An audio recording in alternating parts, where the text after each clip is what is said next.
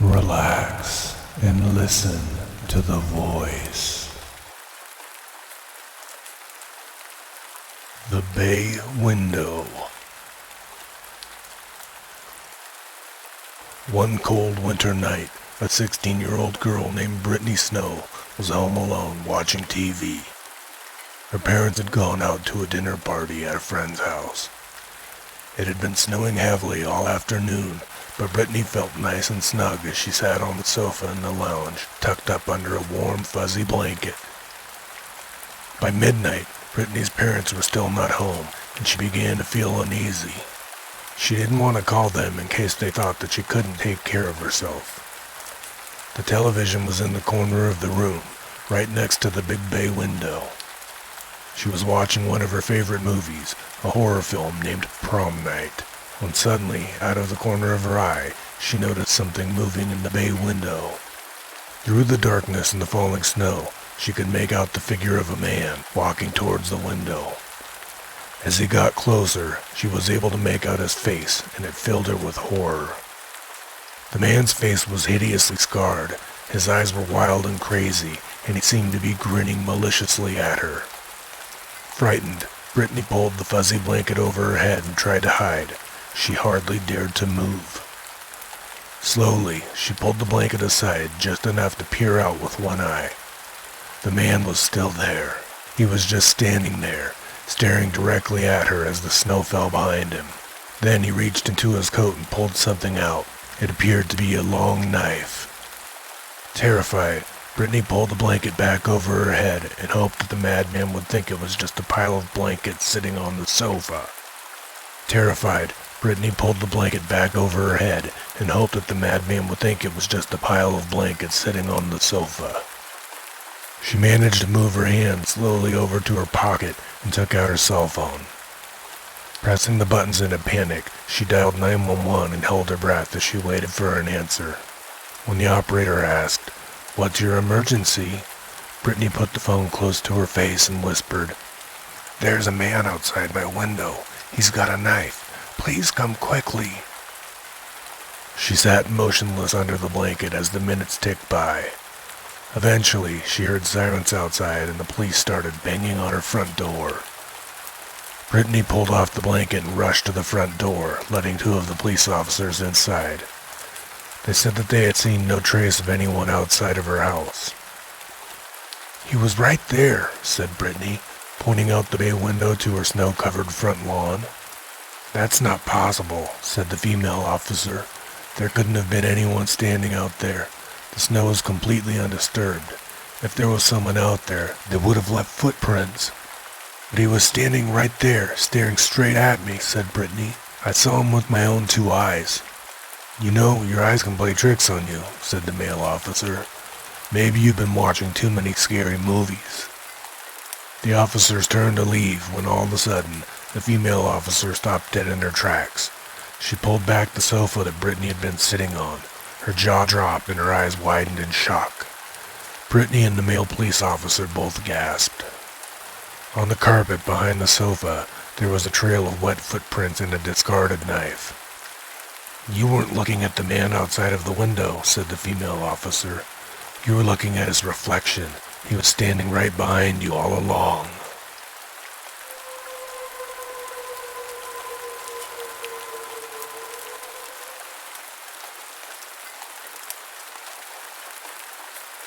Identical twins.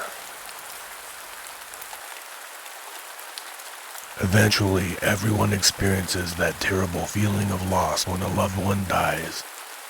The death of a parent is something everyone has to go through, and it feels horrible, like a knife piercing straight through your heart. The death of a brother or a sister is even worse, especially if it happens when you are young. Even worse than that is the death of a child. Your life almost comes to a stop. It's somehow unnatural.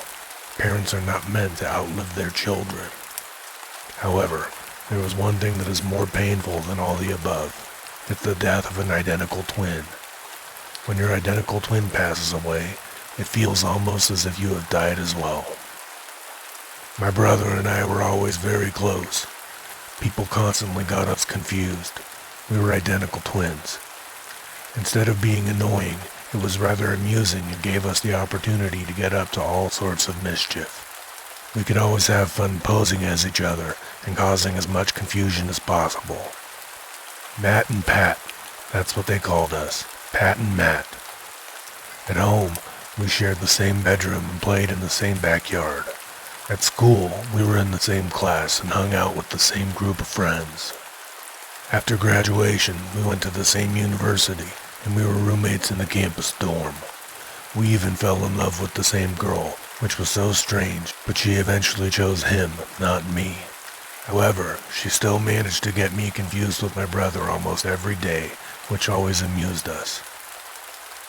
I never had much luck with women. He was the attractive one, even though we looked exactly the same. He somehow had a more attractive personality. He was always the popular one. Soon after graduating university, he got married, and soon after that, he had a baby, which made me an uncle. Now, my brother had two people who loved him, and I had none. He was always the lucky one. They say that if one identical twin is in pain, the other twin can feel it, even if they are hundreds of miles away. Don't believe that. It simply isn't true. My brother never experienced my pain. He never knew the turmoil that was eating me up from the inside. He was oblivious to it all. As his life went from success to success, mine was spiraling out of control. He was happy, and I was depressed, and the happier he became, the more my depression grew, until it was almost overwhelming. I never felt his pain either. It's strange to look at your own grave, the place where you know someday you will be laid to rest.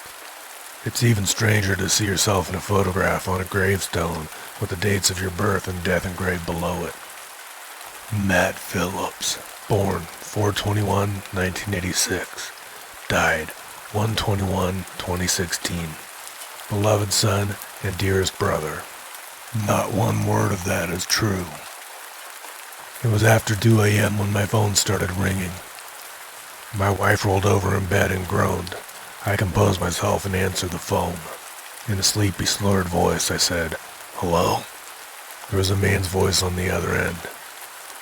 "Pat Phillips?" he asked. "Yes," I replied. "I'm sorry to be the one to tell you, but I have some terrible news. Your brother Matt was found dead 2 hours ago. We need you to come down to the morgue and identify the body." Life comes to a halt. Time stops. A part of you is gone forever. That's what it means to be a twin. I didn't cry. I was still in a state of shock. I just couldn't squeeze out the tears. "How did it happen?" I asked. "He was murdered," the policeman said. "Stabbed 10 times in the chest. We found him in an alley, just around the corner from the office where he worked." That's when the tears started. I was weeping so much I could barely tell my wife what happened. The next morning I drove down to the police station and identified my brother's body. It was him, of course. How could I fail to identify him? We had the same arms, the same legs, the same body, and the same face. It was like looking at myself laid out on a cold table in the morgue, totally naked with only a sheet to cover me. Afterwards, the police wanted to ask me some questions. They'd ruled out robbery as a motive. They said that whoever murdered him killed him for a reason. They wanted him dead. They stabbed him 10 times in the heart, and the only thing they stole was his mobile phone. "So, you say the last time you saw your brother was 2 weeks ago?" the detective asked. I nodded. "We weren't really on speaking terms," I said. "He was angry with me, and he didn't want to speak to me. He was always angry with me. I don't know why." "So, in the last 2 weeks, you didn't talk to each other by phone? You didn't arrange to meet up?" I shook my head, unable to get the words out. The detective had been a little surprised to learn that we were not only brothers, but also identical twins. He wondered if there was a chance that the killer had got us confused and had accidentally murdered the wrong one by mistake. That would complicate things even more. It meant there would be twice as many suspects. One crime, but twice as difficult to solve. "Do you know anyone who would want to harm you?" he asked. "No," I replied. "No one. I don't have an enemy in the world." After leaving the police station, I got into my car and just sat there for a while. There were no tears. I just wanted to laugh. I took out my phone and went through the text messages. From Matt. Of course I can meet you today. How about after you get off work? Delete. From Matt. I'm outside my office. Where are you? Delete. He was buried in a grave with my name. Our names were the only thing that ever distinguished us. Now there's nothing to tell us apart. It's so funny. So funny. So funny. My wife is sleeping peacefully in bed beside me, unaware that her husband is dead. It should be a sad day, but it feels like the first day of the rest of my life. Sorry, Pat. Sometimes it's necessary to make sacrifices in order to get the things that rightfully belong to you. You had everything, and now it all belongs to me. But you know what they say, even though twins are identical, there's always something that distinguishes them. My daughter is lying in her crib, but she won't go to sleep. She keeps staring at me and there's a strange look on her face. I think she can tell that something's wrong. She knows who I really am. She's the only one who knows, but she can't tell anyone.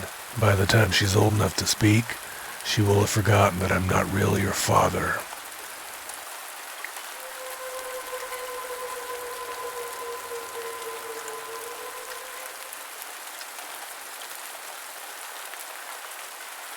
The Talking Doll. There was an old couple who had hired a new maid to help around their house. The wife had a huge doll collection, and the maid was expected to dust them once a week. So once a week, the maid walked into the room where the dolls were stored and looked at them in disgust. She hated dolls. While she was dusting, she came across a particularly strange doll. It was a talking doll and it had a cord in the back. The maid was interested and pulled the cord. The doll said, "Hello." The maid pulled the cord again. "I love my mama," said the doll. The maid put the doll back and continued cleaning. A few weeks later, while dusting off the dolls, the maid accidentally knocked the doll over. It shattered as soon as it hit the ground. The old woman heard the sound and went in to investigate.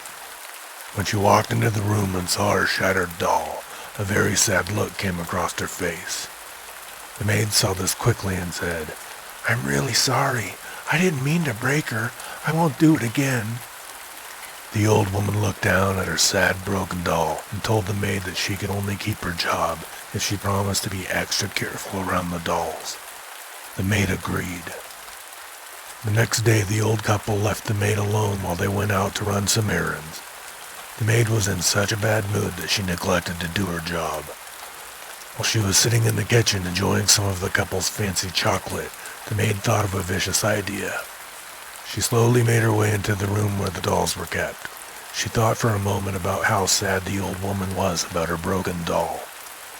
The maid picked up a doll and said, "She must really love these dolls," and she threw the doll on the floor. It shattered, and the maid smiled. She loved the feeling of breaking dolls. Something about the shattering sound pleased her. She threw more and more dolls to the floor. She was still in her doll-killing rage when the old couple came through the door. The old woman ran to her broken dolls. She looked up at the maid with a baleful expression and asked, "What are you doing?" The husband, seeing his wife so upset, immediately told the maid that she was fired. The maid collected her things and left in an even worse mood than before. She was so angry that later that night she snuck back into the old couple's home. Knowing they would be sound asleep, she crept into the kitchen, found the biggest knife she could, and made her way to their bedroom. The next morning, the maid returned to the house and acted like an innocent bystander and told the police that she worked for the couple. She played the sorry victim that had lost good friends. She told the police that the old couple were loving, nice, caring people, and she had no idea why anyone would want to kill them. At that point, she slowly walked into the house, saying she wished to make sure no one had hurt the old woman's precious doll collection. When she got to the talking doll, she picked it up and pulled the cord. "Hello," it said. She pulled the cord again and it said, "Why did you kill my mommy?" The maid looked horrified. "What did you say?" "Why did you kill my mommy?" asked the doll. The maid stared in shock. She pulled the cord again. "Why did you kill my mommy? She was a nice mommy. I loved her very much. Why did you kill my mommy?" The maid stared at the doll. She could not believe this was happening. "You killed my mommy!" the doll screamed. The maid threw it to the ground and ran from the house. The next morning, the maid was found dead in her bed. In her arms was the talking doll. When investigators pulled the cord on the doll's back, it just kept repeating, "She killed my mommy. She killed my mommy. She killed my mommy. She killed my mommy. She killed my mommy."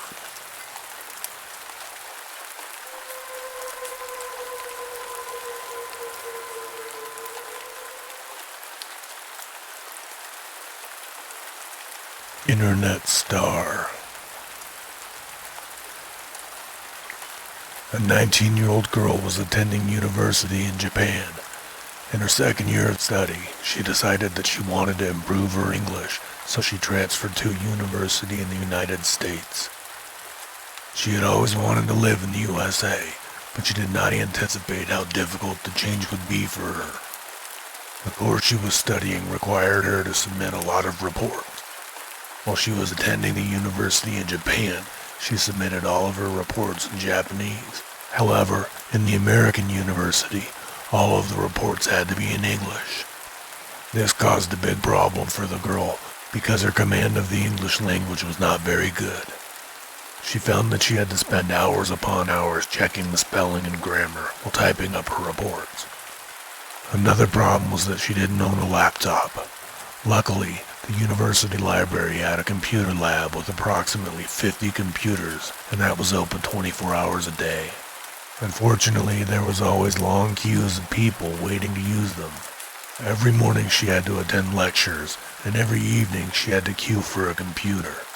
This all took its toll, and after a while, the girl became fed up with the daily grind. Late one night, after the Japanese girl had been sitting hunched over a computer for hours, she began to get restless. It was almost 2 a.m., and she was extremely tired. It was getting difficult for her to keep her eyes open. Leaning back in her chair, she yawned and stretched out her arms in front of her. Her fingers happened to nudge the computer keyboard aside. She was about to begin typing again when she happened to glance down and noticed that there was something scratched into the desk under the keyboard. It seemed to be an internet URL. She thought it was odd that someone had taken the time to engrave a website address in the wood, and out of a combination of curiosity and boredom, she decided to look it up. After typing the website address into the browser, she waited a few seconds, and a page appeared on the screen. What she saw horrified her. There was a picture of a man covered in blood, lying on the floor of a dimly lit room, and it looked so real that it turned her stomach and made her feel like throwing up. Looking closely, she saw a caption below the image. It read, "Dumb guy, aged around 30, killed by me today." A chill went down her spine as she stared at the gruesome picture. The girl immediately shut down her computer, and grabbing her handbag, she hurried out of the computer lab. She returned to her dorm room alone and spent the night tossing and turning in bed. The horrible photo she had seen was never far away from her mind. Could it be real? She asked herself. Maybe it's just a hoax. People post crazy pictures on the internet all the time. The web is full of weird and disturbing websites. Try as she might, the girl couldn't shake the sneaking suspicion that she had stumbled across the website of a murderer. Worst of all, he seemed to be boasting about his crime. The next morning after breakfast, her curiosity got the better of her. She skipped her first lecture and headed straight for the computer labs. When she found a free computer, she sat down, typed in the URL, and held her breath. Perhaps what she had seen last night was just her imagination. When the website appeared, she saw that the image had changed. Instead of a dead body in a dimly lit room, the photo showed a blonde woman walking down a busy street. The girl breathed a sigh of relief. The picture appeared to have been taken from a distance, and the woman seemed unaware that she was being photographed. The caption underneath read, Stupid woman, around 25 years old. That evening, the girl went back to her dorm and didn't speak to anyone. She was still so unnerved and couldn't stop thinking about the strange website. As soon as she woke up the next morning, she dressed and she went back to the computer lab. There was hardly anyone around. She sat down at a free computer and typed in the website URL. To her horror, the image had changed again. It was the same dimly lit room, but this time a blonde woman lay on the floor. Blood was flowing from her nose and mouth, and there was a large knife sticking out of her chest. Under the photo were the words, "Stupid woman, around 25 years old, killed by me today." The girl was horrified and immediately contacted the police. Over the phone, it was difficult for her to explain the situation. Her English was not very good, and she spent a long time repeating herself and trying to find the right words to describe what she had found. In the end, she wasn't sure if the police had even understood what she was trying to say. However, they took her name, address, phone number, and the URL of the website. When she hung up the phone, the girl was shaking. She couldn't seem to get the awful pictures out of her mind. She had to take another look. That evening, she returned to the computer lab again, and with mixed feelings of fear and curiosity, she entered the URL of the website. When the page loaded, she discovered that the image that had been there a few hours before was gone. Instead, there was a picture of a girl, taken from behind. She had short black hair, a lime green t-shirt, and was sitting in front of a computer.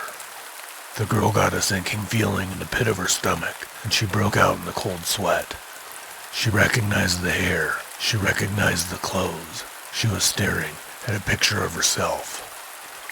Her name, address, and phone number were written under the picture, followed by a single sentence. "You are my next internet star." The Japanese girl ran out of the computer lab and went straight back to her dorm room. She packed up her belongings, and by the next morning, she was on a flight back to Japan. She never returned to the United States again.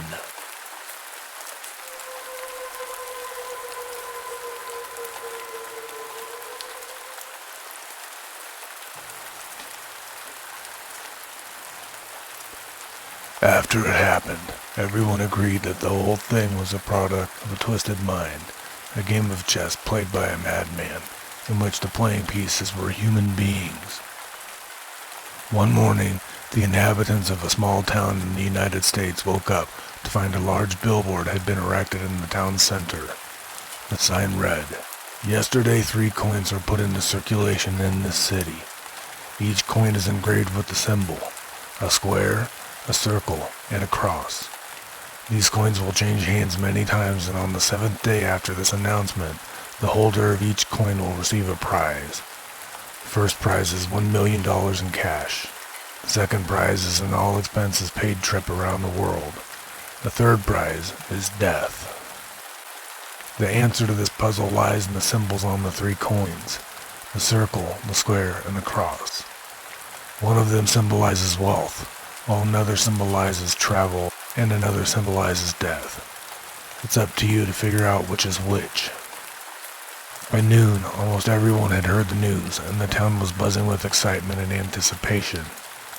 Shopkeepers examined the contents of their cash registers, and customers checked the loose change in their pockets and purses. The first coin was found in the street by a young boy, who immediately took it to his father. The father got nervous when he saw the cross engraved on the coin. He thought the cross represented a cross over a grave, and was sure it was the coin of death. He got rid of it quickly by spending it in a shop. Everyone who received the coin marked with the cross came to the same conclusion, and it began to change hands rapidly. The second coin was discovered by a cafe owner in his cash register. It was engraved with a square. He stared at the coin for a long time before growing worried and handing it to an old lady with her change. The old lady took one look at the coin, let out a scream, and threw it into the street as if it were burning a hole in her palm. The street sweeper picked up the coin and carried it around with him all day, dreaming of holidays in foreign lands, before finally succumbing to the fear that gnawed him. The coin marked with the square changed hands again. The third coin was found in the change given out by a vending machine. It was engraved with the circle. The man who found it kept it in his pocket, but the next morning he discovered to his dismay that it was gone. He had accidentally spent it, but he couldn't remember where. It turned out that the person he had given it to was a woman who sold fruit and vegetables in the street. She was sure that it was the $1,000,000 coin, but when she showed it to her husband, he felt it was bad luck and told her to get rid of it. She tossed it into a cup of a homeless man who was begging in the street. He ran off to buy a bottle of alcohol with it, and the coin marked with the circle changed hands again. The 3 coins were on everyone's lips. All anyone wanted to talk about was the 3 symbols, but nobody could agree on their meaning. All of the people who came into the possession of one of the coins were racked with doubt and plagued with indecision, desperately asking others for advice about what they should do. Some thought that the circle meant a trip around the world. Others believed it represented a globe. The cross puzzled a lot of people. A few thought it represented crossing the seas. Others were convinced it was a symbol of death. The majority of people were convinced that the square represented a coffin or an open grave. It was a big risk. Everyone was excited about the prospect of winning $1,000,000 in cash or an all-expenses-paid trip around the world, but nobody wanted to win the 3rd prize. The question was whether the greed for money or the desire to travel were stronger than the fear of death. The people were eager to find out who had devised such a strange competition. Was it a viral marketing campaign? Was it a bored billionaire having fun at their expense? Perhaps it was a group of scientists carrying out a social experiment. Maybe it was some sort of elaborate practical joke or prank for a hidden camera show. By the 6th day, the city was almost in a state of hysteria. Everybody was wondering what the outcome of the strange competition would be. Everyone knew that a certain bar owner had the coin with a square on it because he couldn't help boasting about it and telling everyone what he planned to do with his $1,000,000. But on the morning of the final day, he lost his nerve. Seeing a blind man begging in the street corner, the bar owner went over and dropped the coin into his cup. Everyone knew that the coin with the circle on it was in the possession of a young man named Bud Skinner, who worked in a drugstore. He had a pleasant attitude and an easy smile, so people wished him well and hoped that he would win the trip around the world. Lastly, everyone knew the man who had the coin with the cross on it. He was a postman named Kenneth Carlton. The poor man had been diagnosed with terminal cancer, and he only had a few weeks to live. If the cross was a symbol of death, as everyone thought, it would make little difference to poor Kenneth Carlton. On the morning of the final day, the blind beggar was sitting on his corner as usual when he felt something drop into his lap. It was a package. The blind man asked some passers-by to open it for him. Inside, there was a ticket for a trip around the world and a note that read, "The 4 corners of the world are all exactly the same." "I was hoping to win the money," the blind man said. "Then I would never have to beg again. But this, a trip around the world, what good does it do for me?" In a fit of rage, he snatched the ticket and tore it to shreds. At almost exactly the same time, Kenneth Carlton, the postman, was sorting through the mail in his bag when he came across the bulky envelope that was addressed to him. He frowned when he noticed it didn't have any stamps on it.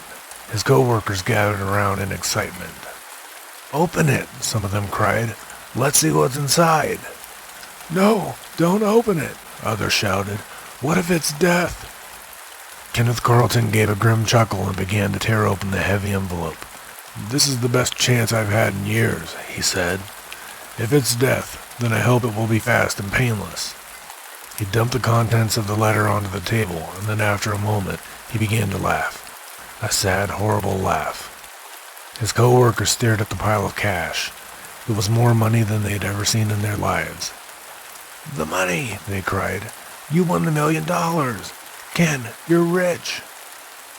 He stopped abruptly to snatch a note from the table. It read, "Wealth is the largest cross that a man can carry." $1,000,000, said the postman. "For a man with terminal cancer, I have $1,000,000 and in a few weeks I'll be dead. How ironic. I guess it's true. Money is more of a burden than a blessing." At almost exactly the same time, Bud Skinner was at work in the drugstore where he noticed a small package sitting on the counter. At first he thought that one of the customers must have left it behind, but then he noticed that it was addressed to him. He tore off the brown wrapping paper, and his friends eagerly crowded around. What he found was a silver box. With trembling fingers, He pressed the button on the front and lifted the lid. Curiously, the box was empty. A moment later, Bud Skinner's face took on a strange expression, and his friends watched in horror as he collapsed on the tiled floor. The police were called, but their investigation revealed absolutely nothing, except that young Bud Skinner had been poisoned. The fatal dose had been administered through a pinprick on his finger when he pressed the button on the silver box. On the underside of the box, they found an engraved message that read, "Life ends where it began, nowhere." Nothing more was ever revealed about the mysterious contest of the 3 coins.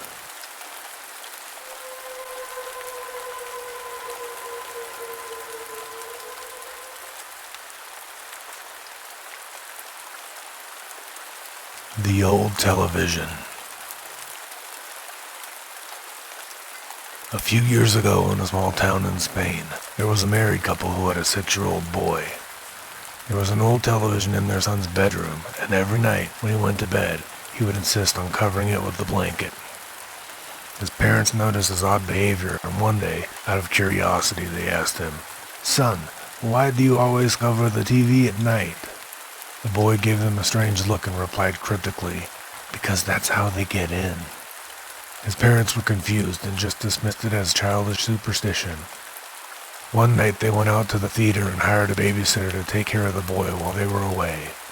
After the play finished, the parents went to a bar for a drink and then returned home after midnight. To their surprise, they found the babysitter collapsed at the bottom of the stairs, crying hysterically. When they asked her what had happened, she looked up at them with terror in her eyes and said, "They took him away." The parents ran upstairs, and when they went into the boy's bedroom, they were horrified. Their son was nowhere to be found, and there was a trail of blood leading into the television.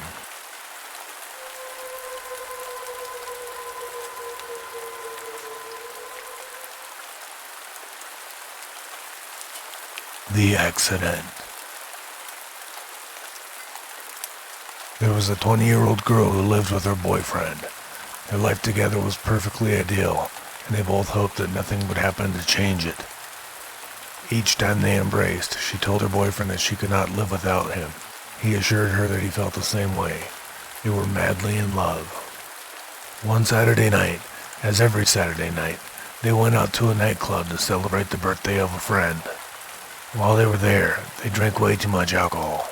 They returned home very late, and eager to get to bed, they took a shortcut and drove at a high speed.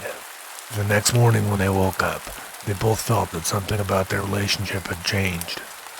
Their mutual understanding was somehow different. They no longer spoke. They no longer touched. They no longer kissed. In short, they almost completely ignored each other. That evening, they both found themselves watching TV together. The news came on, and there was a story about a fatal accident that had happened the night before. The newsreader said that one of the victims had died and one had survived. When the pictures of the 2 victims flashed up on the screen, the girl and her boyfriend were horrified. They were staring at their own faces. The most terrifying thing was that there was one question that remained unanswered. Which of them was still alive?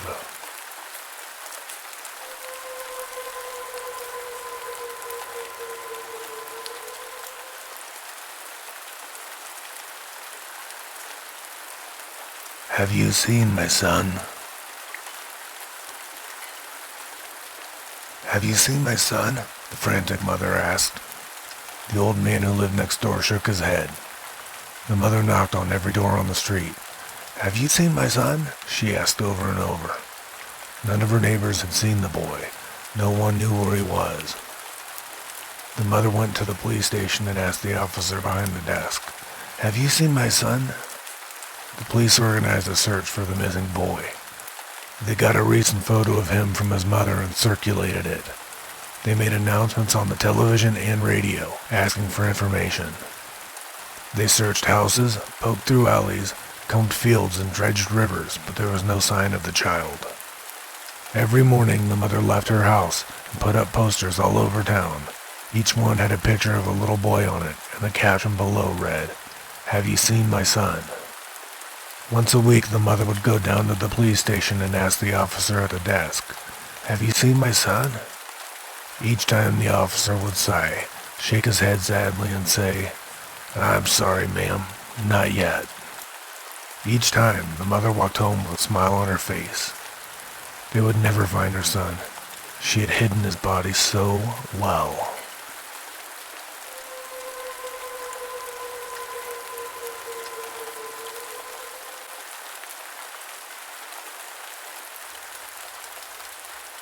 The woman at nighttime. A young man moved into an apartment building in a quiet city suburb. The first night he slept in his new apartment, he was awakened at about 1 o'clock in the morning by a knock on his door. When he got up and answered the door, he found a young woman standing there. She apologized for waking him and told him that she was his neighbor. Her husband had beaten her up and she asked if she could spend the night on his sofa. She promised that she would get up early the next morning and call her family to pick her up. The man nodded politely and agreed to let her stay. Although it seemed strange to him, he got her settled comfortably on the sofa and then he went back to bed. The next morning, as soon as he got up, he discovered that the living room was empty and the woman had already left. He assumed that her family had probably come to pick her up and she was now safe. That night, at the same time as before, there was a knock on his door. It was the same young woman. She told him that her husband had beaten her up again and asked if she could spend another night on his sofa. The next morning, he woke up to find that she had disappeared again. The man grew suspicious, and he asked the landlord of the apartment building about a strange neighbor. The landlord's face grew pale, and he said that the apartment beside his was unoccupied. He said that the woman who had lived there had died 1 year before, after being beaten to death by her husband.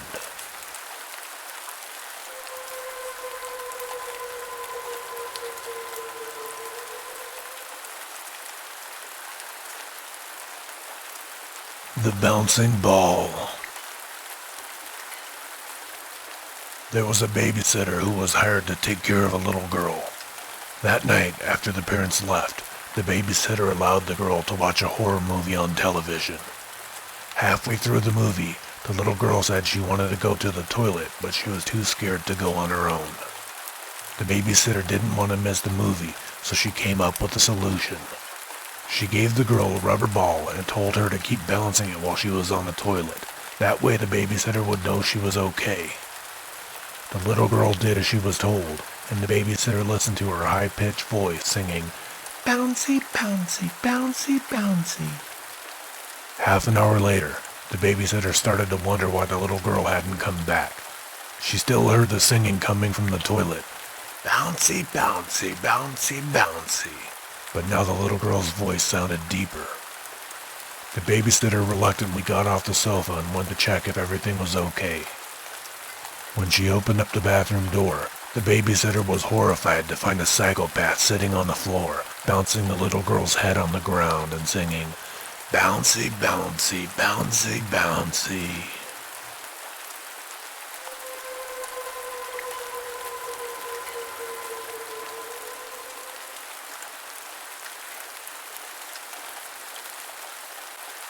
The finger in the box. One night I had a very strange dream. I was in my house and I heard the doorbell ring. When I answered the door, there was nobody there. All I found was a small box sitting on my doorstep. When I opened the box, I was shocked to discover a finger inside. A severed human finger.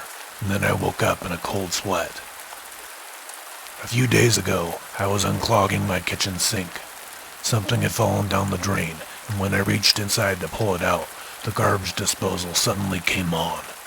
I felt an intense, sharp pain, and when I pulled my hand out, my finger was missing. It had been cut off. I spent the night in the hospital.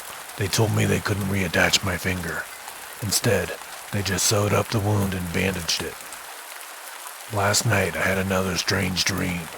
There was another box sitting on my doorstep. This time, when I opened it, I found a human heart inside.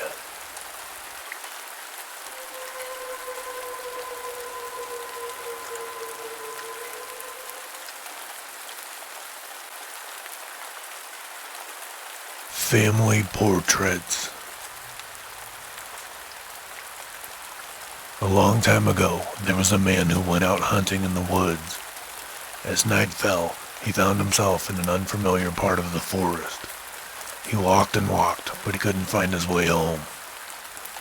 Wandering aimlessly in the dark, he eventually came to a small clearing where an old ramshackle cabin stood. Tired and weary, he decided to see if he could stay there for the night. When he came closer to the cabin, he saw that the door was standing ajar. Poking his head inside, he could see that the little cabin was completely empty, but there was a bed and a fire burning in the fireplace.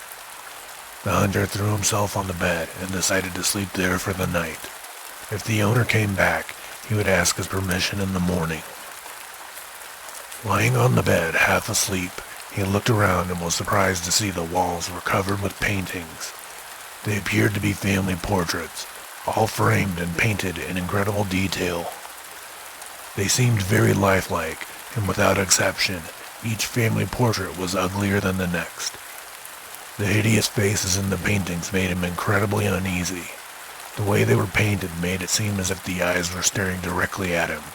It was incredibly unnerving. He decided that the only way he was going to get any sleep was to ignore the hideous faces staring at him from the paintings. So he turned on his side, facing the wall, pulled the blanket over his head, and drifted off to sleep. In the morning, the hunter woke up to find that the cabin was bathed in sunlight. When he looked up, he discovered there were no family portraits on the walls of the cabin, only clean, large, open windows.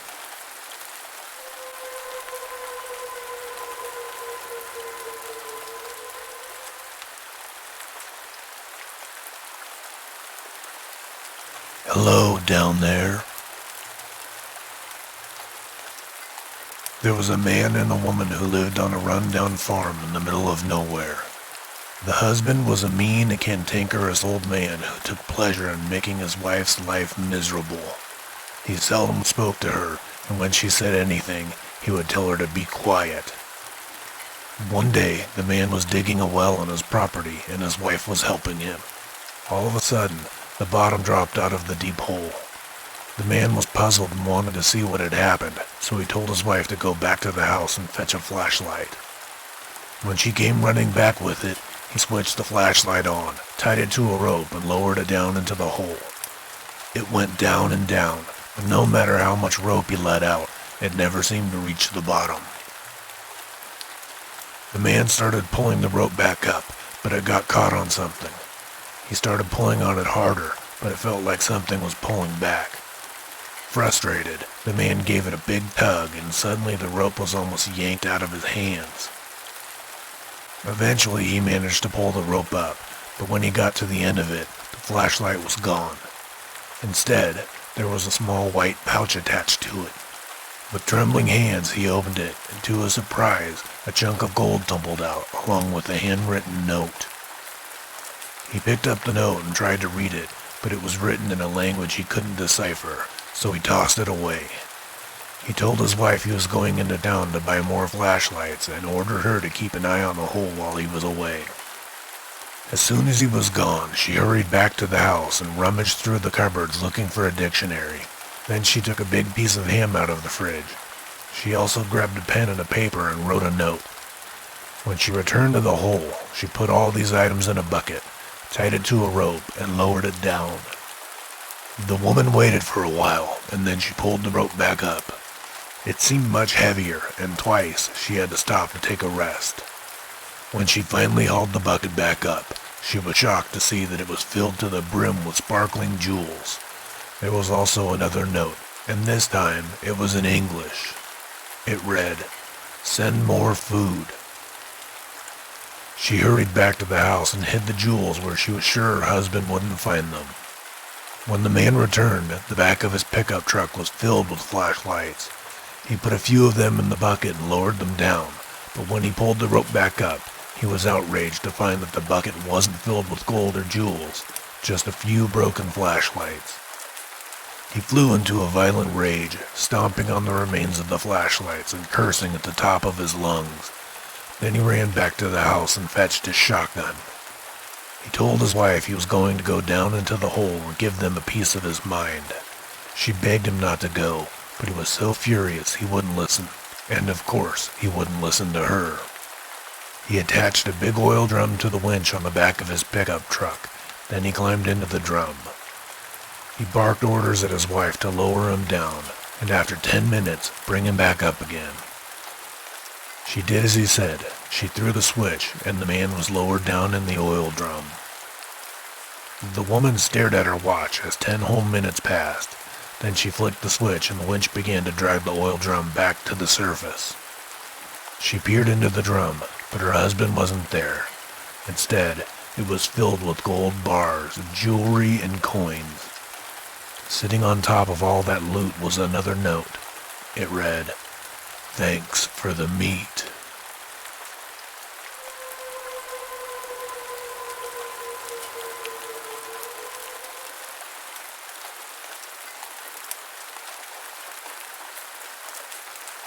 I'll wait here. One night, not so long ago, I was walking home with a friend of mine. We both lived in the same apartment building. It was a dark autumn night and the rain was pelting down. All of a sudden, there was a loud roar and we heard a car swerve on the road. We were caught in the glare of the bright yellow lights and a car plowed into us. We were both tossed head over heels into the ditch. My friend and I were covered in mud. The driver had never even bothered to stop. We helped each other out of the ditch, and by the light of our mobile phones, we started checking each other for injuries. We seemed to have escaped without even a bruise. We cursed the driver for being so careless, and we continued walking. When we reached our apartment building, we stopped to smoke a cigarette outside. When we finished smoking, I told my friend I was going home to bed. He said, "You go ahead. I'll wait here for a while." I woke up in a hospital bed. My body was covered in bandages and plaster. I was dizzy, disoriented, and nauseous. Puzzled, I asked the nurse, "Where am I? What happened to me?" "You're in the hospital," the nurse replied. "You just woke up from a 3-day coma. You were hit by a car, but you miraculously survived.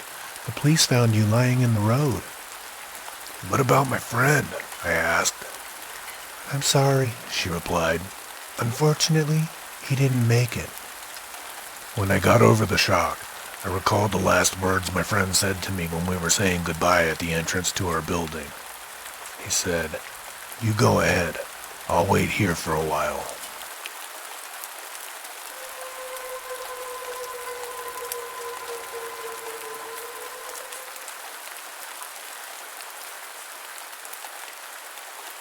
Who's in the bedroom? We live in a 2-bedroom apartment. My father and mother sleep in one bedroom, and I share the other bedroom with my sister. My sister always goes to bed before me, because she has to get up early for work. It was just after 10 o'clock in the evening when I came home. My sister was getting ready to go to sleep. I was in the living room, using the computer, but I felt tired and decided to go to bed early. I went into the bedroom I shared with my sister. The light was already off. "Are you asleep?" I asked.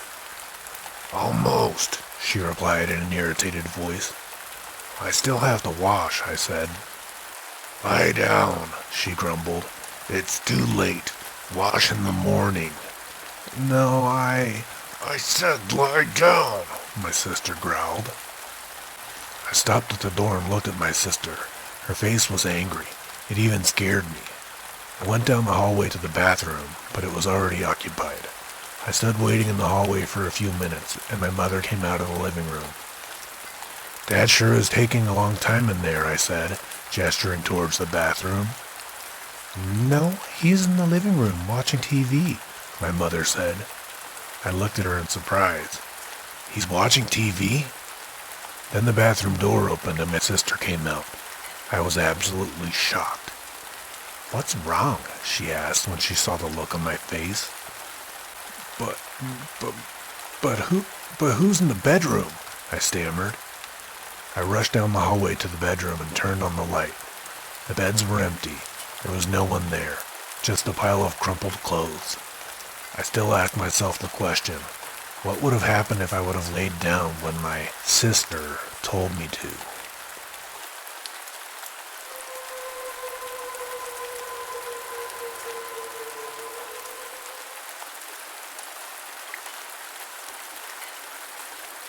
Six fingers. It was a clown doll with red hair, yellow eyes, and a big red nose. The clown's wizened face was twisted into a malicious grimace, and its teeth were sharp and jagged. One of the clown's gnarled hands was clenched into a fist, but the other was holding up 3 fingers. Molly turned to her mother and squealed, "Mommy, this is the one I want." "Are you sure?" asked her mother incredulously. "But it's so ugly and creepy." The little girl nodded excitedly. "I want it, I want it, I want it." "Well, all right then," said her mother as she took the clown doll down from the shelf and brought it over to the counter. The owner of the store took one look at the doll and said, "I'm sorry, madam, the clown doll is not for sale." "What? Why ever not?" exclaimed the surprised woman. The owner refused to answer. The mother looked down and saw her daughter's eyes welling up with tears. She began arguing with the shopkeeper and offered him more and more money, but he kept refusing. Eventually, she said, "I'll pay you $100. She held out the money in front of him. The owner's eyes grew wide. He hesitated for a moment, and then he grabbed the money greedily and said, "Okay, you can have it." He put the clown doll in a bag and gave it to the mother. As Molly and her mother walked out of the shop, the owner called after them. "Just one thing," he said. "Never ever leave your daughter alone with that doll." The mother and daughter didn't pay any attention to him and left happily with their purchase. When they got home, Molly immediately rushed into the living room. The girl was overjoyed with her present and spent the rest of the day playing happily with her clown doll while her mother watched television. As the little girl played with the doll, she wondered why it was holding up 3 fingers. Later that night, when Molly went to bed, she placed the doll on the top shelf in her bedroom. Her mother kissed her goodnight and shut the bedroom door. Bright and early the next morning, the mother was cooking breakfast and called out to Molly to wake her up. When she didn't receive an answer after calling her for the 3rd time, the mother began to get worried. She decided to go upstairs and get her daughter out of bed. When she walked into Molly's bedroom, she was horrified to find her daughter lying dead on the floor in a pool of blood. Her throat had been sliced open and her eyes had been poked out. There was a sharp knife embedded in her chest. For a few moments, Molly's mother couldn't believe what she was seeing, but when she looked down and saw the clown doll sitting beside her daughter's mutilated body, she began screaming in horror. The clown doll was now holding up 4 fingers.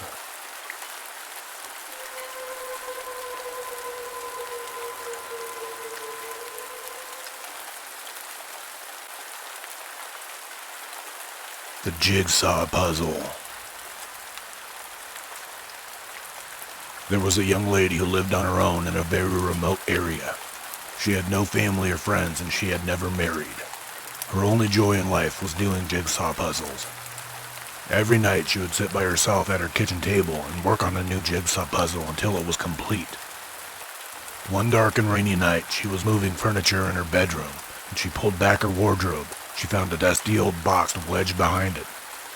When she pulled out the box and dusted it off, she realized it was a jigsaw puzzle. The box cover was faded and she couldn't make out the picture on it. Her curiosity got the better of her and she decided to put the puzzle together. She brought it down to her kitchen table and began to work on it. But as she pieced the puzzle together, she realized to her astonishment that the image that was formed was the very room in which she was sitting, and the figure in the center of the puzzle as she completed it was herself. And with trembling hands, she placed the last 4 pieces and stared in horror at the puzzle. In the picture, she saw herself sitting at the kitchen table, and in the window behind her was the face of a crazed madman, grinning and brandishing an axe. Terrified, the lady didn't dare to turn around. The last thing that the young lady ever heard was the sound of breaking glass.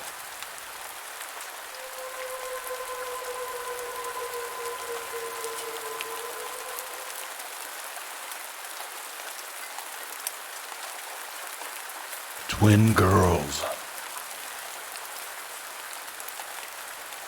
There was a married couple who lived in a rural area of Spain. Their house was a modest little cottage located on the edge of a busy main road. They had 2 daughters who were both twin girls. As they grew up, the twin girls were very well behaved. They never fought or argued. They lived happily together and hated to be separated. One day, the mother had to go to the shop and buy some milk and bread. She didn't want to leave the girls on her own, so she brought them with her. Grasping both girls by the hand, the mother led them across the busy road. Unfortunately, the mother had forgotten to look both ways before she crossed the street. Just as they neared the other side, she heard a loud screech and then the horrible crunching sound as her daughter's tiny hands were torn out of her grasp. When the mother twirled around to look, she screamed in horror at what she saw and collapsed on the sidewalk. The twin girls had been run over by a huge truck. The bloody remains of the twin girls were splattered across the road. The mother began crying and sobbing hysterically. Try as she might, she couldn't tear her eyes away from the 2 big streaks of red that stained the road. At the funeral, the father tried to comfort his wife, but she was inconsolable. Over and over she screamed, "This is my fault! This is my fault!" 4 years later, the mother and father still lived in the same house beside the road where their daughters had perished. The woman became pregnant again. The couple were surprised when the doctors told them that they would be having twins again. The parents rejoiced when their 2 little girls were born. This happy event caused the mother to forget the tragedy of the past. As the twin girls grew up, their mother and father were careful never to mention the previous children. They acted as if the deceased girls had never existed. One day, the 2 little twin girls were playing in the garden. Their mother came out and told them to come with her to the shop. As they stood at the edge of the road, the mother took hold of the hands of the 2 girls and held them tightly. Suddenly, as the mother began walking across the road, the girls began to struggle and tried to slip out of their mother's grasp. "No, Mommy, don't hold us," cried the twin girls in unison. "We don't want to die again."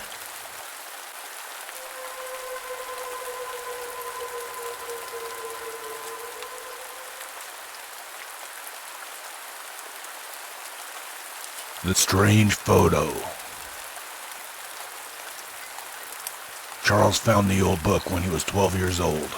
It was stuck in behind the old bookcase in the attic of his house. The cover of the book was missing, and so were some of the pages inside.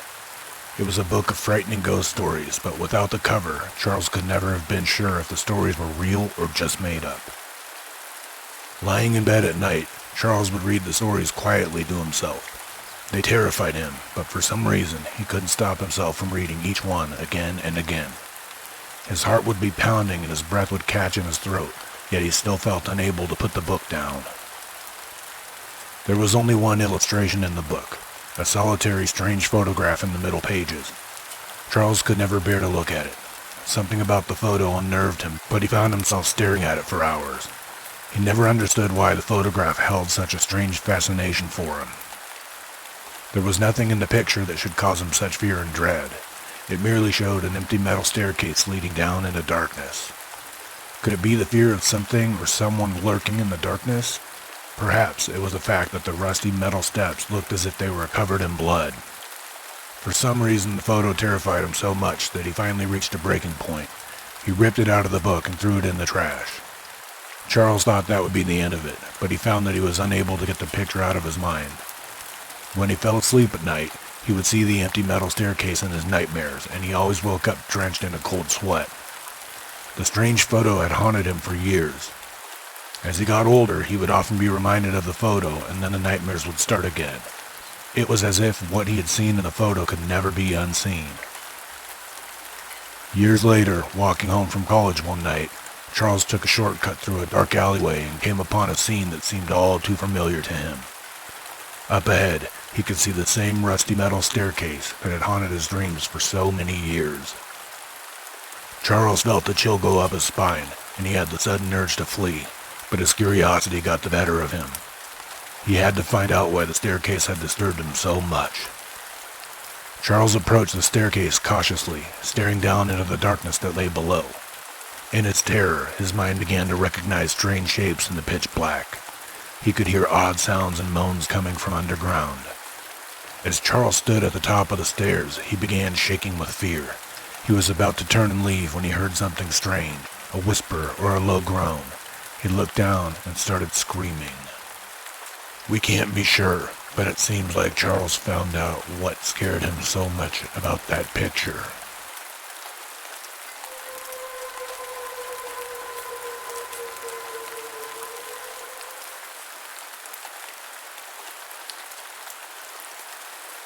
The radio show. There's a radio show in Mexico called La Mano Peluda, the Hairy Hand. It has been on the air for over 20 years, and it used to broadcast after midnight. Every night, real people call into the show and share scary stories that have happened to them or supernatural events that they have experienced. I used to listen to the show every night. My parents didn't like me listening to it, but I turned down the radio so low that they couldn't hear. A few years ago, I heard one story that chilled me to the bone. A lady called in and said her son was trying to kill her. I'm going to read a transcript of that recording. Caller. Senor Carlos, help me. Please help me. My son wants to kill me. Host. Let's see. Calm down, senora. Tell me what happened. For 7 months now, my son has been playing with the Ouija board at night. I did not take it seriously, but now he speaks in another language and says strange words. He says that he wants to kill me and his brothers. He's very strong, much stronger than any normal 13-year-old boy. He tried to kill the dog with a knife, and today, no, please don't, no. Host. Senora, what happened? Tell me, senora, are you still on the line? Help me, please. My son is levitating in his bed. My God, he's floating. Help me, please. His eyes are all white and he has a knife. Madre de Dios! What do you want? Leave my son alone. Oh God, Senor Carlos, someone help me. At this point in the recording, screaming and crying are heard in the background, and all of a sudden, the call is cut off. For the next 3 days, the host of the radio show kept playing the recording over and over, asking for the lady to call in again. He also asked the public to identify her so they could try and get her some help. Eventually, a young man called into the show and said he had some information. This is a transcript of that call. Caller. I have information about the lady you are looking for, Senor Carlos, but it is better that you stop playing with what you don't understand. Look no more into it. He is strong. He can kill you. Just walk away. Host. What are you talking about? What is your name? Tell me. I'm just telling you to be careful. I told you to leave it alone, you idiot. Please don't do anything. Just listen carefully to the recording. Listen. At that point, the call was cut off.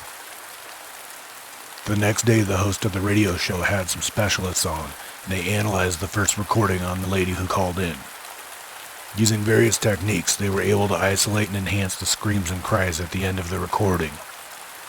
At first, it sounded like there were several people screaming and crying at once, but when they played one of the isolated voices, I swear to you, it chilled me to the bone.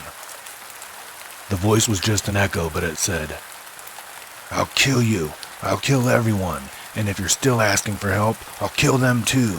Nobody will help you. Nobody will help you. It was horrible because the echo was very distant, but very clear. Weeks later, another man called into the radio show. He was very frightened, but he said he was willing to tell the host what had happened during the recording. Look, Senor Carlos, I will tell you about the day that the lady called in. Her name is Senora Julia, and she is the caretaker of a building in an area south of the city of Mexico.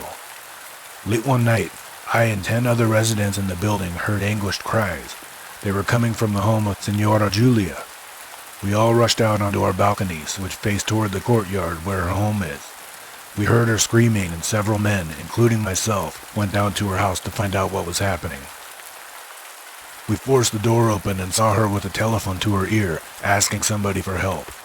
That someone, we later learned, was you. Just then we heard screaming and crying throughout the building.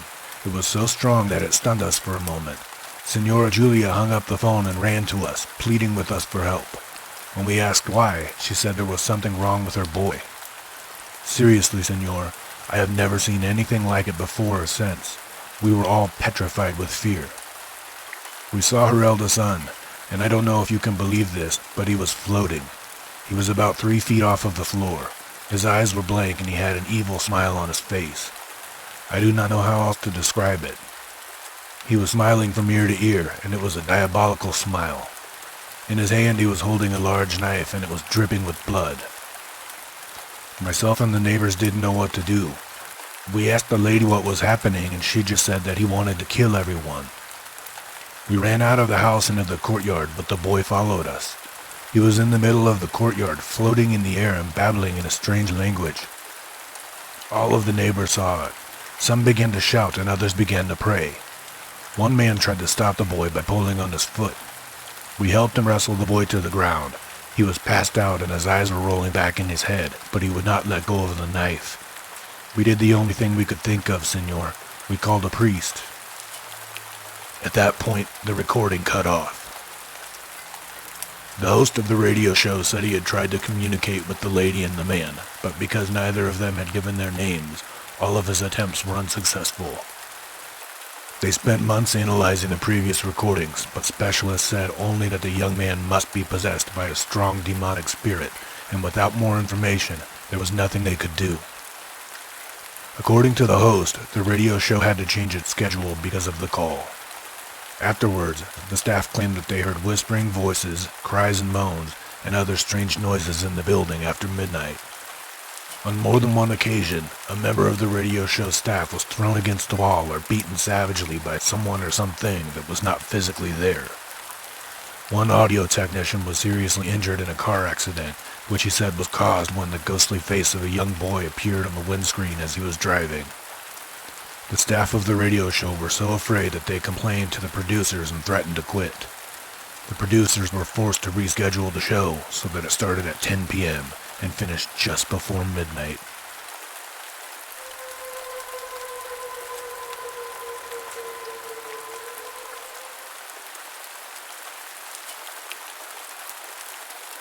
Little brother. My little brother's name is Arthur. This afternoon I pushed him into the pool.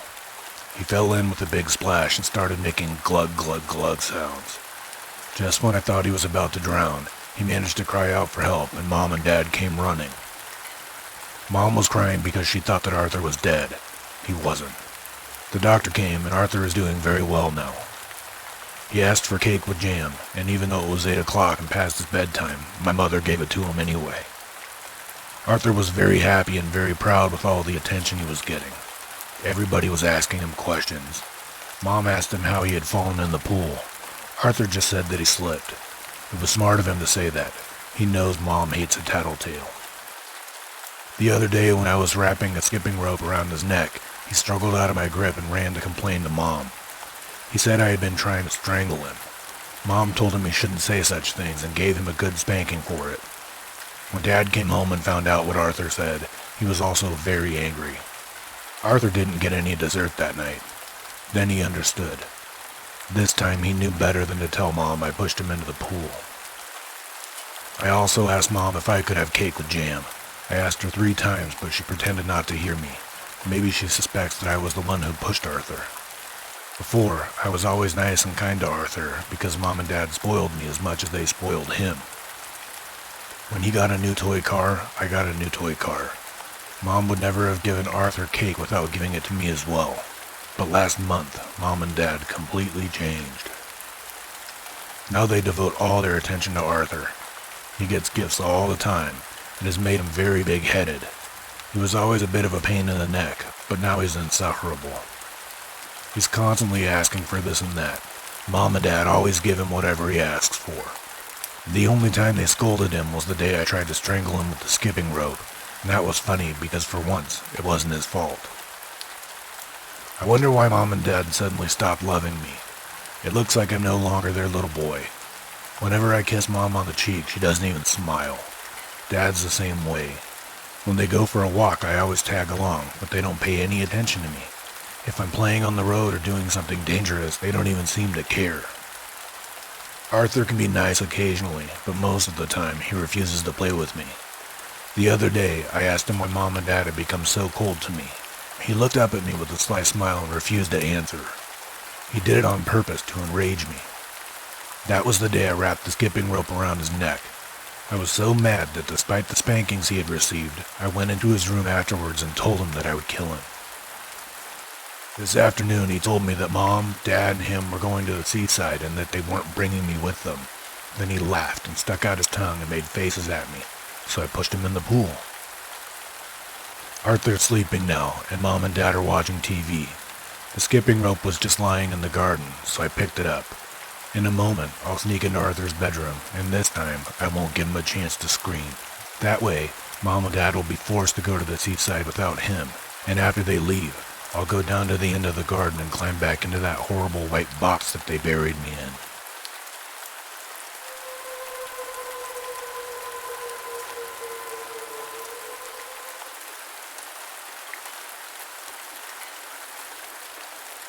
City lights. One day there was a new kid in my class. Nobody knew who he was. He didn't have any friends and never talked to anyone. He was always just laying with his head down on the desk, looking depressed.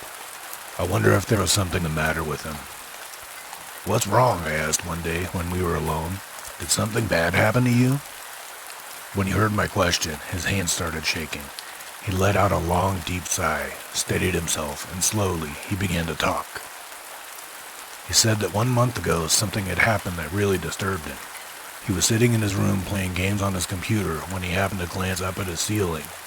He noticed that the board covering the entrance to the attic was out of place. He wanted to investigate, so he grabbed the flashlight, stood on his chair, and climbed up into the attic. When he got up there, he was surprised by how large the attic was. He shone the flashlight around, but he couldn't see any of the walls or the roof. It seemed as if the darkness stretched on and on forever. He began walking forwards, searching for whatever could have moved the board. All of a sudden, the batteries in the flashlight ran out and he was plunged into complete darkness. He was scared. The darkness seemed to surround him, encroaching on all sides. He began searching for the way out. He wanted to go back down to his bedroom, but no matter what direction he walked in, he couldn't find the opening. There was no light at all leaking in. It was pitch black. He was lost and alone in his own attic. He continued wandering around in the dark, searching for a way out, but he couldn't see where he was going and became disoriented. He had no idea where he had come from, and he didn't know which direction he was going. He began to panic and continued walking and walking and walking. He didn't know how long he had been walking, but he finally saw the faint glow of light in the distance. He started walking faster. He was sure that it must be the light from his bedroom. He said that as he got closer and closer, he realized that it couldn't be the light from his bedroom. He got close enough to make out where the light was coming from. It was a city in the distance. He couldn't believe what he was seeing. It just didn't make any sense. There was an entire city in his attic, and the lights could be seen from quite a distance. It seemed impossible to him. He didn't know what else to do. He didn't know where else to go. He began walking towards the city, hoping somehow that he could find his way home. At this point in the story, he began shaking again. He let out a pained sigh and tears rolled down his cheeks. I was puzzled by his story, so I tried to console him as best as I could. "You're okay now," I said, patting him on the shoulder. "It was scary, but you're back now." He looked up at me, tears still running down his face. He slowly shook his head and said, "You don't understand. I still haven't found a way out of this city."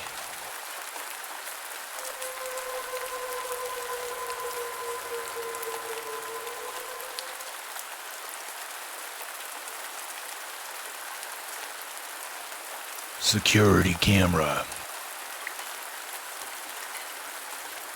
There were two teenage boys who had been best friends since they started school together.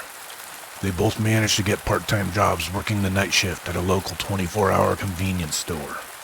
They started at midnight and finished at 7 in the morning. It's known as the graveyard shift.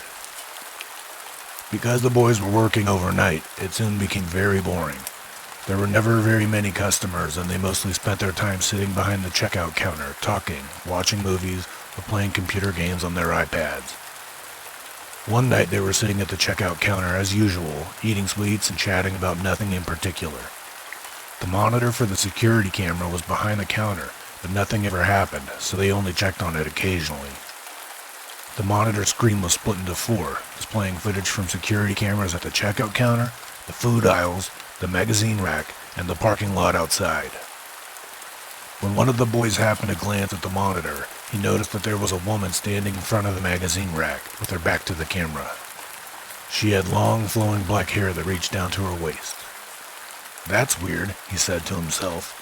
"I didn't hear the door chime go off when she came in."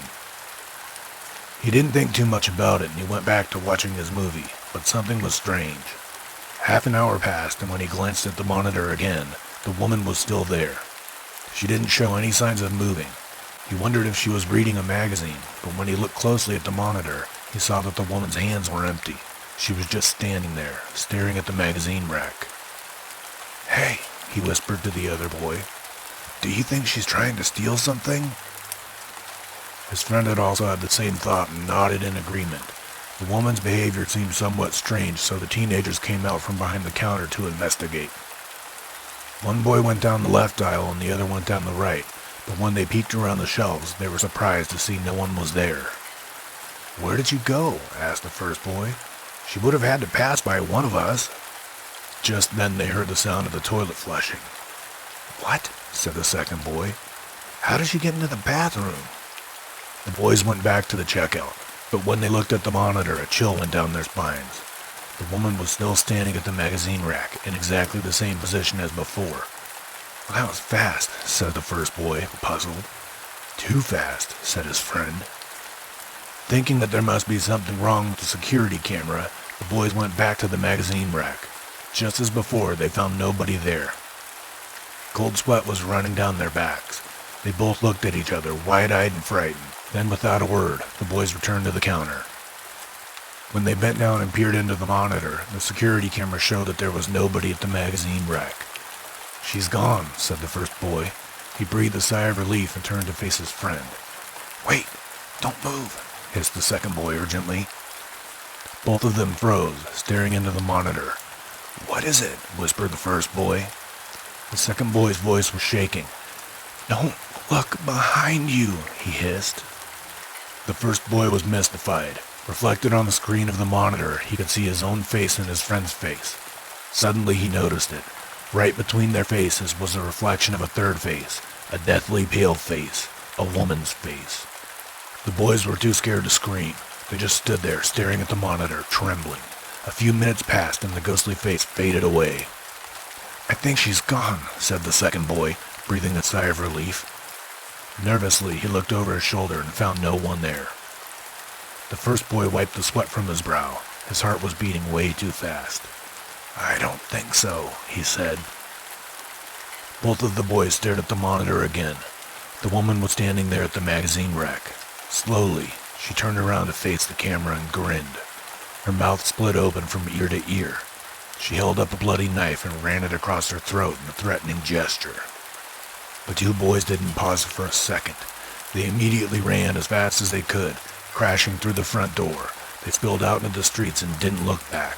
They only stopped running when they arrived home. The next day, the two boys called the convenience store and quit their part-time jobs. Today, it's no longer a 24-hour convenience store. It closes at midnight and reopens at 7 in the morning.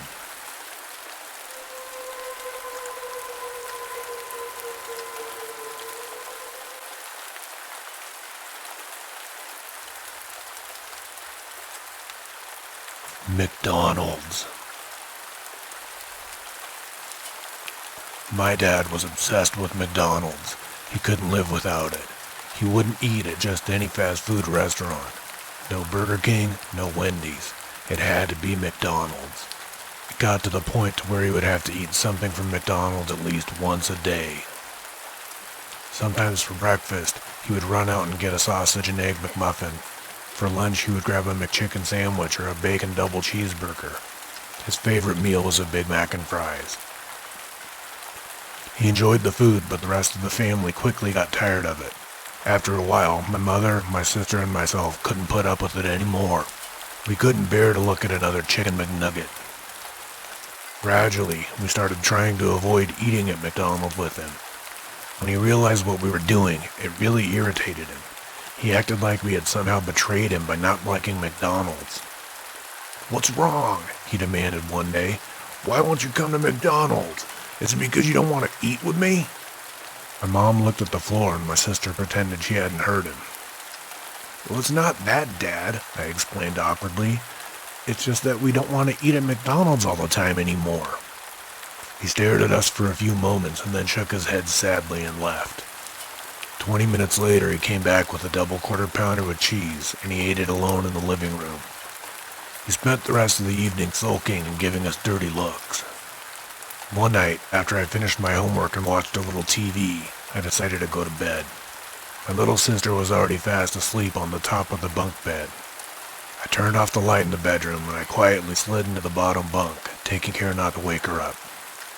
Sometime later, I heard our bedroom door creak open. Squinting in the light from the hallway, I could see a figure standing in the doorway. I blinked my eyes in surprise. It was Ronald McDonald.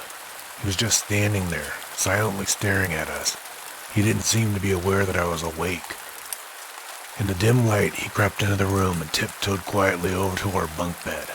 From where I was lying on the bottom bunk, I could see him reach out and start to shake my sister. "I'm loving it," he shouted. "I'm loving it. I'm loving it." I heard my sister's piercing scream as the bed began shaking violently. All of a sudden, something fell on the top bunk and hit the desk below, knocking it over and scattering pens and notebooks all over the floor. From the doorway, I heard my mother's voice cry out in alarm. "What in the hell are you doing?" Ronald McDonald rushed over and turned on the light. At that moment, I realized that it was just my dad dressed up in a Ronald McDonald costume. I rubbed my eyes and looked around. Underneath the overturned desk, I saw part of my sister's pink pajamas peeping out. There was a pool of blood forming around it. My mother began screaming hysterically, and my father just stood there in shock. The ambulance came a few minutes later, and the paramedics rushed in. They looked at my dad in astonishment, and my dad, in his excitement, punched one of them in the face. It was absolute chaos. My mom kept shouting, "No, no, you stay at home." But my dad pushed her out of the way and scrambled into the back of the ambulance with my sister. Our neighbors were all standing in their gardens in their pajamas watching us, dumbfounded. There wasn't much they could do for my sister in the hospital. She'd injured her spine and her brain in her fall. When the doctors eventually let her come home, she just lay on the bed, her eyes open wide, her teeth clenched and unclenching, and her arms and legs waving uncontrollably. Before the accident, my sister had been so sweet and so pretty, but now she was completely changed. She couldn't speak. All she could do was groan. When my mom asked my dad why he did it, he told her it was to make us like McDonald's more. My mom cried. I didn't say a word. My dad just shrugged and kept munching on his Big Mac.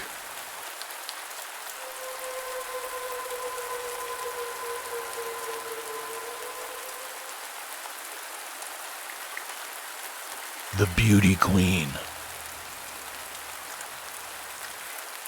My sister Sarah disappeared a week ago.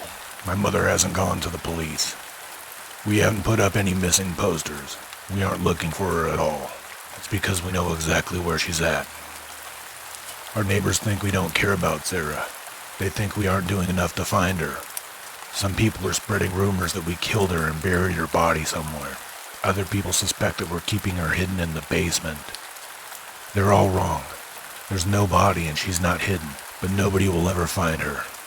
I'd like to tell them what happened, but they'd never believe me. There was always an empty bottle of perfume sitting on the dressing table in my mother's bedroom.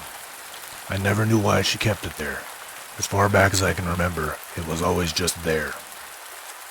My mother was a beauty queen. She was crowned Miss Virginia in 1990.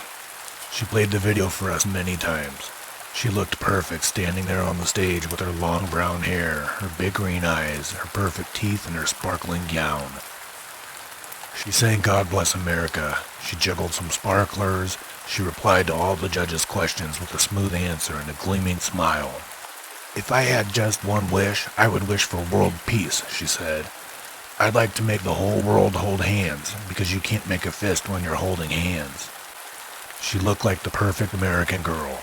She looked like America. She looked like patriotism, idealism, and pink bubblegum all rolled into one. My mother made us watch that video over and over again until we had memorized every line.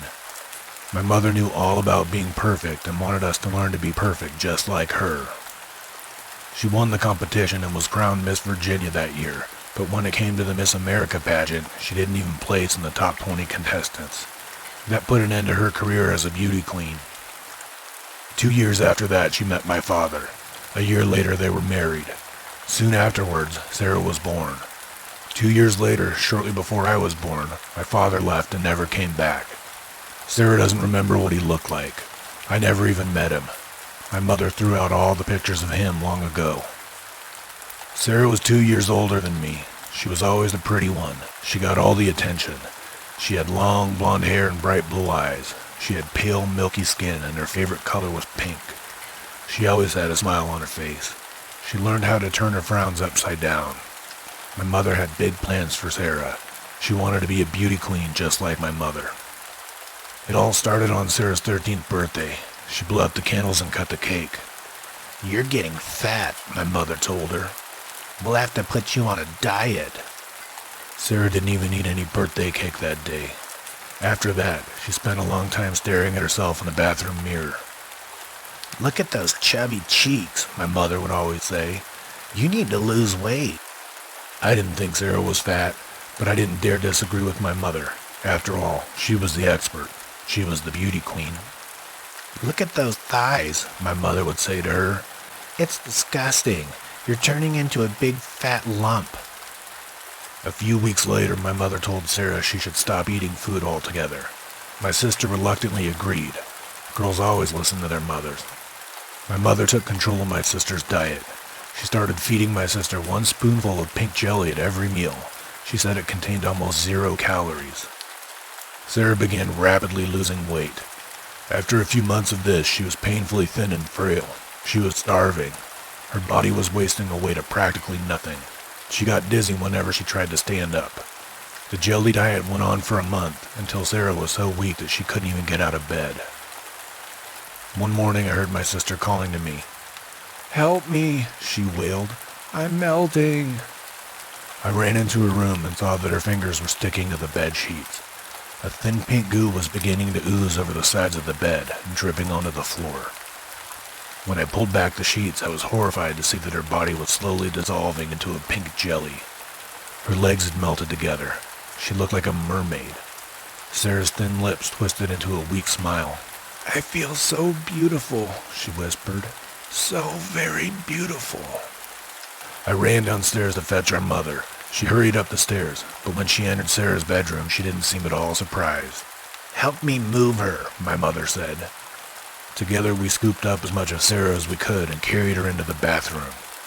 My mother filled the bath with warm water and we carefully lowered my sister in. We knelt beside the tub for a while, watching my sister dissolve. Soon there was nothing left but an empty nightgown floating in the pink liquid. My mother turned to me and said, "Go get the perfume bottle off my dressing table." And that's where my sister is now. Every day I sneak into my mother's room and stare into the perfume bottle. It looks so beautiful. The pink liquid inside swirls around gracefully, and the pink bubbles rise to the top. If I squint really hard, I can almost imagine my sister's beautiful face swirling around in the liquid. "It's better this way," my mother said. "Now she'll always be young and beautiful." This morning, when I sneaked into my mother's room to look at my sister's remains, there was another empty perfume bottle sitting beside it on the dressing table. I think it's my turn to become a beauty queen.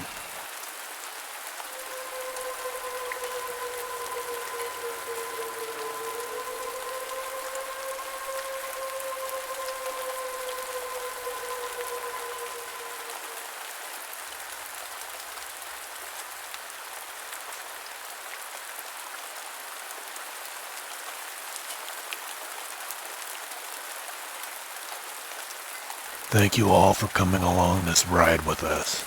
I hope you've enjoyed the scary short horror stories segment. We're thankful for all of your submissions, and we'd love to do this again. Until then, though, sweet dreams.